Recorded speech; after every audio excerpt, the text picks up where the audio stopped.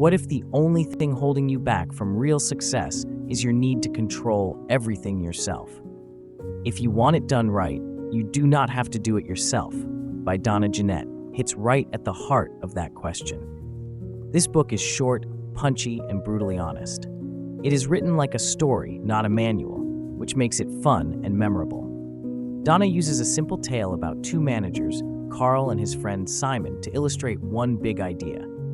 If you learn to delegate properly, you will stop drowning in tasks and finally rise into leadership. The message is bold. The method is clear, and the impact can be massive. The book has been rated 4.3 out of 5 on Amazon, with thousands of reviews praising its simplicity and practical approach. One user wrote, "It is the best hour I ever spent reading a management book."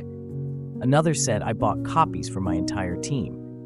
Many reviews repeat the same phrase over and over, short but powerful. And it really is. At just over 100 pages, you can finish this in one sitting, but the effects will last much longer. So what is so different about Donna's take on delegation? The core idea is not new, but the delivery is. She frames it all through a casual chat between two friends, Carl, the overwhelmed manager, and Simon, who has figured things out. Carl is buried in paperwork, staying late every night, doing everything himself. Simon, on the other hand, is thriving. His team works efficiently, and he is home by 5. When Carl asks how Simon manages it all, Simon shares the secret: good delegation. Now here is the magic. Instead of throwing theory at us, Donna shows how Carl learns each step and applies it in real time. You see the mindset shift. You see the results. That is what makes this book stick. Donna presents a 6-step delegation process that sounds deceptively simple, but is often skipped in real life. Step 1 is clearly articulate the desired outcome. Not just the task, but what success looks like. Step 2 is clearly identify constraints and boundaries. What are the limits? What can and cannot be changed? Step 3 is where many fall short. Grant the necessary authority. Don't hand over a task and keep the decision-making for yourself. Step 4 is to establish a clear reporting plan. Who updates whom and how often? Step 5 is about accountability. Make sure the person accepts full ownership. And finally, Step 6 provides ongoing feedback. This loop is what builds trust and improvement. A big quote from the book that readers love is this: "One of the biggest reasons people do not delegate is because they do not trust that someone else can do it as well as they can. But if you never give others the chance, they will never prove you wrong." That line alone has appeared in countless blog posts and LinkedIn articles. Another gem from the book is delegation is not dumping. It is a conscious transfer of responsibility with support. That distinction is crucial. Many people think delegation means getting rid of boring work, but Donna reframes it as empowerment. When done right, delegation grows people. A fun anecdote from the story is when Carl tries to delegate for the first time, but ends up micromanaging so badly that his team gets frustrated. He realizes he never really let go.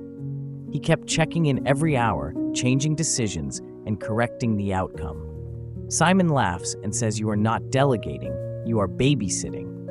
That moment is both funny and painfully true for many managers. Later in the story, Carl tries again. This time, he follows all 6 steps, and the result is incredible. Not only does the task get done, but the employee feels proud and confident. Carl starts trusting more and working less.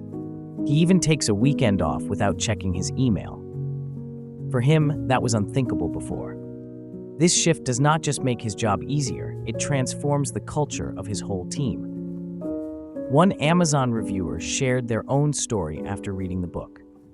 They said, "I used to take work back from people after one small mistake. This book helped me realize I was training them to fail.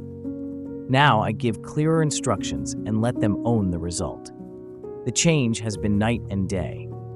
Another review said, "I have read dozens of leadership books, but this one hit differently. It showed me exactly where I was going wrong without making me feel stupid." Even on Goodreads, the comments echo the same praise. It is readable, practical, and honest. Some even say it should be required reading for all first-time managers. One reviewer joked, "This book did more for my mental health than my last therapist." Donna herself brings years of experience as an organizational psychologist, and that background shows.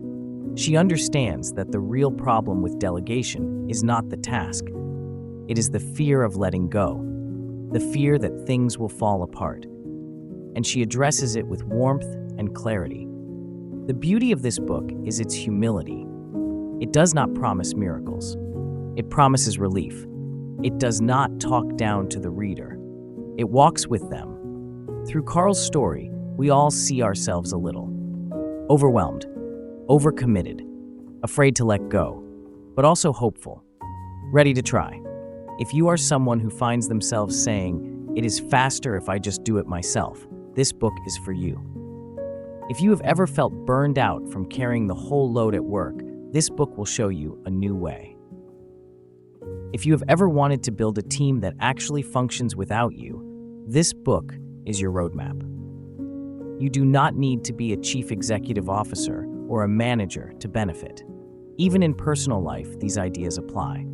Delegation isn't just for business. It is about trust, communication, and letting others grow.